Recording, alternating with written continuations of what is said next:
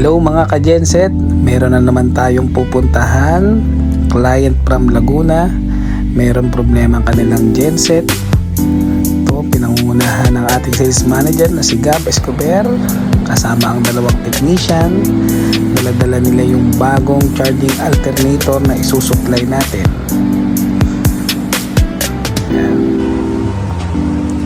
Ito po, makikita nyo, tinatanggal na po nila yung lumang alternator.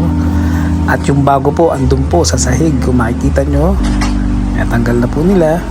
Ang problema po kasi nito is hindi raw po nagkakarga.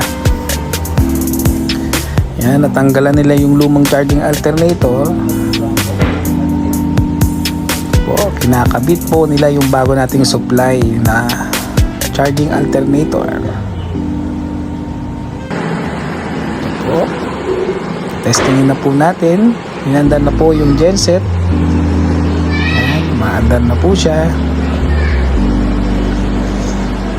Siyempre, titingnan natin kung nagkakarga na. Ang battery po ay 12 volts.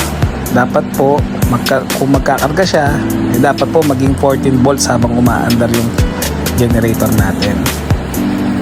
Tingnan po natin. Yun, kung makikita nyo, naka 14 volts siya, ibig sabihin, nagkakarga na po. Maraming salamat po.